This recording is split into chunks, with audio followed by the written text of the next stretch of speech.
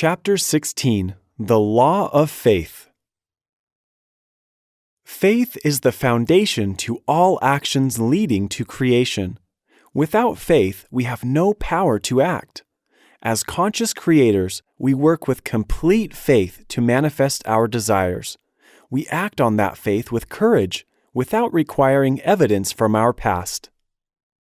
Conscious creators work with complete faith that they can manifest their desires, and they act on that faith with courage, despite having little or no evidence from their past accomplishments.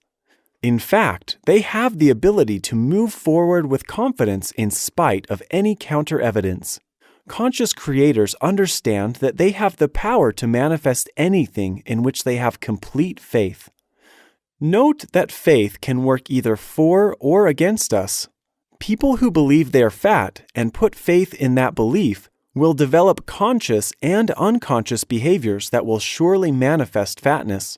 Whatever you put your faith in can manifest. Therefore, conscious creators are vigilant about what they choose to put their faith in. This law gives power to the law of attraction. It's about more than just thinking about your goals.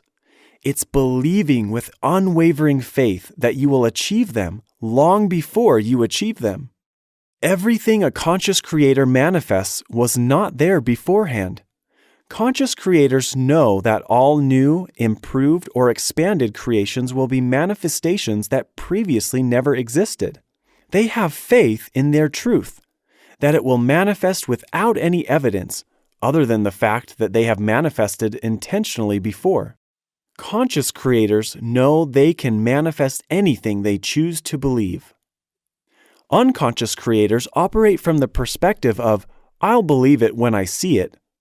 Conscious creators operate from the opposite perspective, "I'll see it when I believe it." Many people struggle with this law. It sounds crazy and even scary. You want me to imagine making $200,000 a year when the most I've ever made is $60,000? You want me to imagine speaking on stage when I'm terrified of public speaking? Nothing new has ever been created unless someone first believed it was a reality even before it was created. The idea of going through life hoping that something will become true but without actually believing that it will keeps you stuck in the catch-22. To create new results, you have to believe in something you've never accomplished. You have to live with it in your mind as if it has already been fully manifested. You have to feel the full range of emotions as if your goal is already reality. This is the process of bringing the ethereal into material. When you upgrade your belief system, you'll have no prior evidence to back it up. You must act in courage and accept with complete faith that this new statement is your new truth.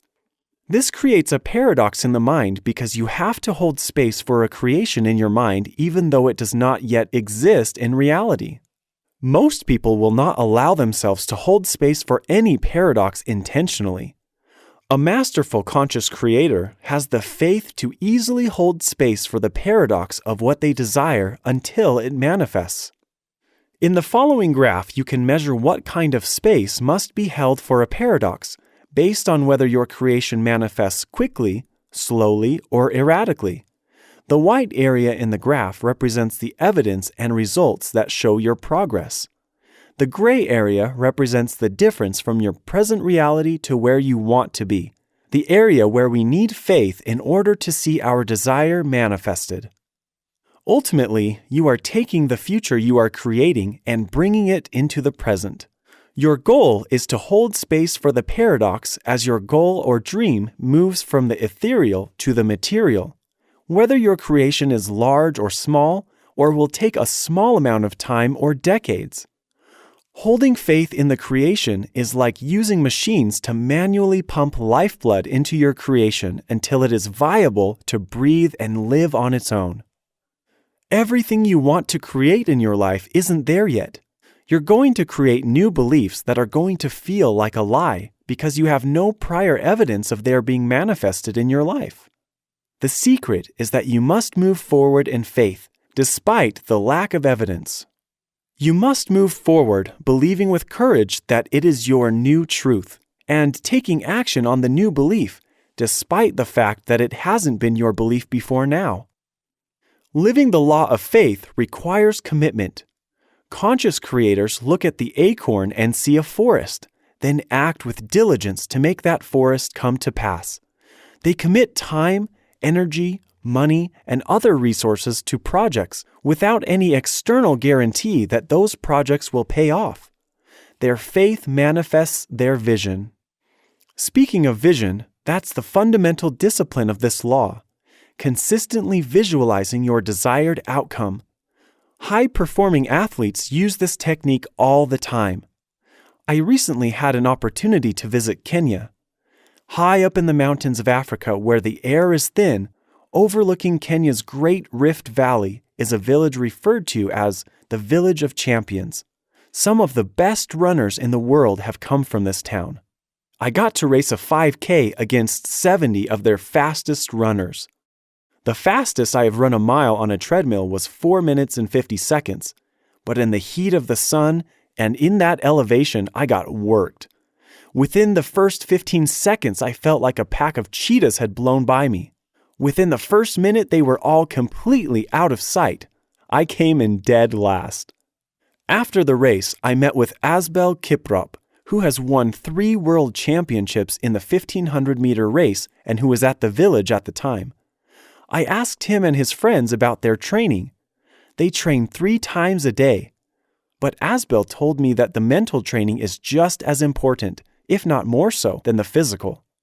Along with their physical training, they also have a regimen of imagining how fast they are, imagining their time, and seeing themselves winning. The human imagination is more powerful than I think any of us realize. Tapping into it, even to a small degree, will revolutionize your life. If you rely on your 5 senses alone, you'll do only what you've seen done before. You'll never take the leap into uncharted territory. The key is having absolute, doubtless faith. This is one major reason why unconscious creators can never manifest what they want. They don't actually have faith that they can get what they want. The frequency of desire they transmit with their thoughts is canceled out by their frequency of disbelief. So make the choice. Choose to believe either in what you want that has not shown up yet, or choose to believe in what currently is. Your choice will determine your future. How the law of faith and belief breakthrough work together. Nothing kills faith more than false and limiting beliefs. For your faith to be unwavering, your beliefs must be pure. The more aligned with truth your beliefs are, the greater faith you will have. There's a mutually supportive relationship between our faith and our beliefs. The stronger the faith we cultivate, the more our beliefs are elevated and purified. And the more we elevate and purify our beliefs, the more our faith naturally increases. Case study. Julie finishes her painting. Julie had a vision of a painting, but she didn't know how to do it. She used the law of faith, and it all unfolded in a miraculous way over 13 years. Here is her story in her own words.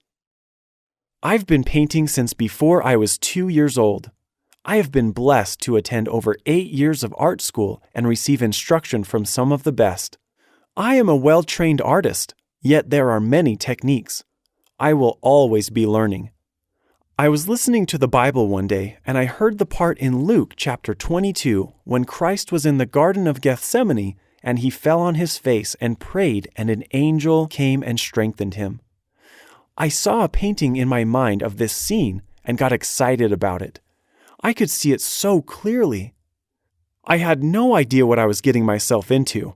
There are many techniques in art. I was anxious to see the finish of this piece, so I prayed to know what method of painting to use. I didn't get an answer, so I went to an art museum to check out painting methods. While I was there, I met a friend who is also an artist. He told me he had a feeling he needed to teach me a specific method of painting called verdaccio. He told me about it, and I went to the library and found a book about it. I had never used this technique. I went home and took a nap. I dreamed I was painting in this technique.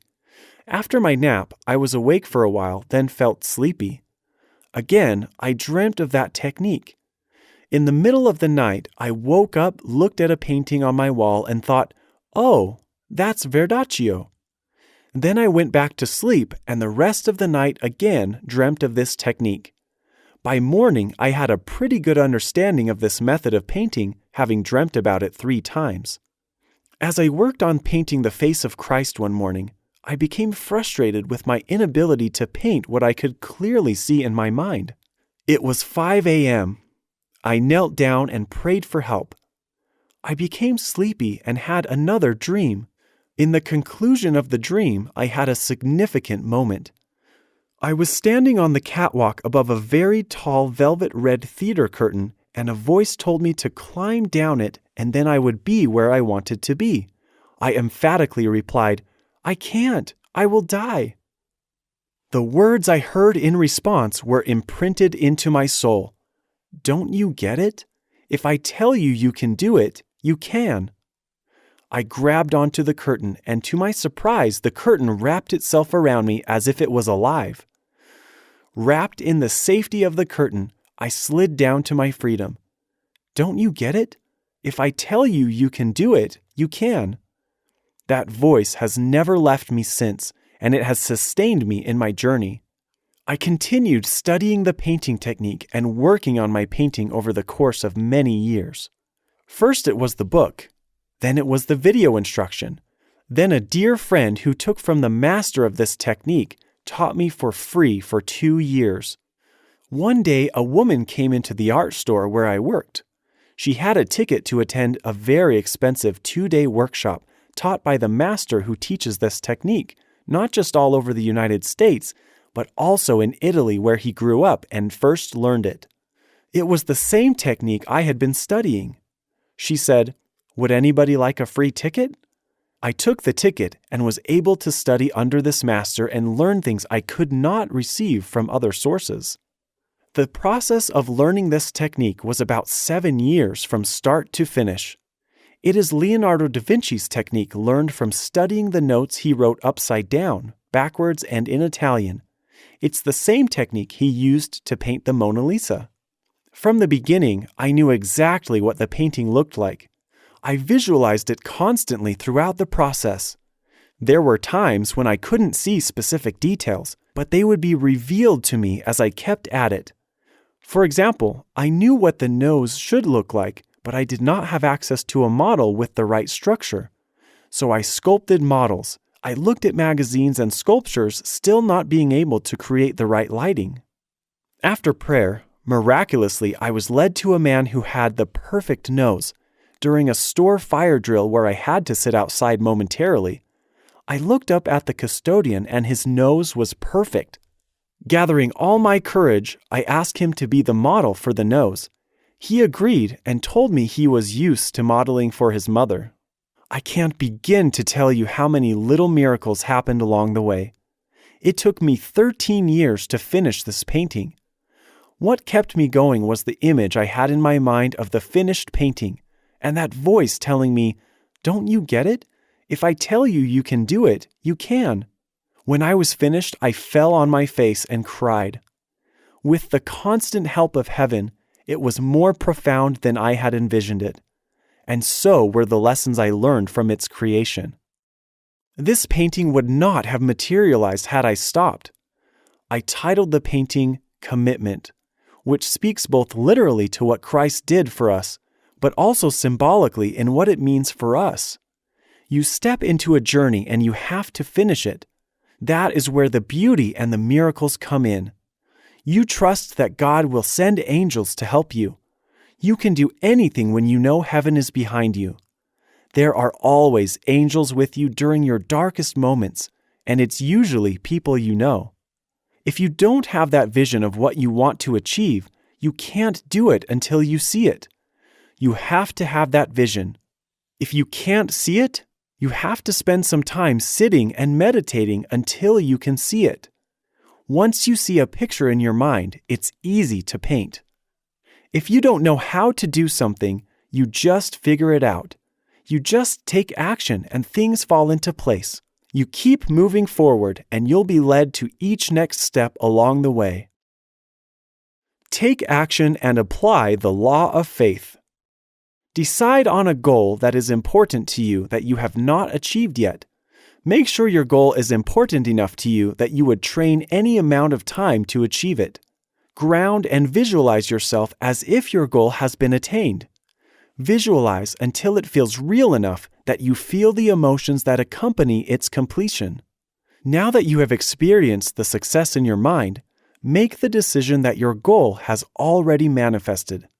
As you live as if your goal has already been attained, continue visiting this visualization so that it is real in your mind while taking action and moving forward despite any evidence in your reality that it is not so. Live this level of commitment until your goal manifests. Write down your goal here. Here are some selected quotes on the topic discussed in this chapter. The spirit of creation is the spirit of contradiction, the breakthrough of appearances toward an unknown reality. Jean Cocteau.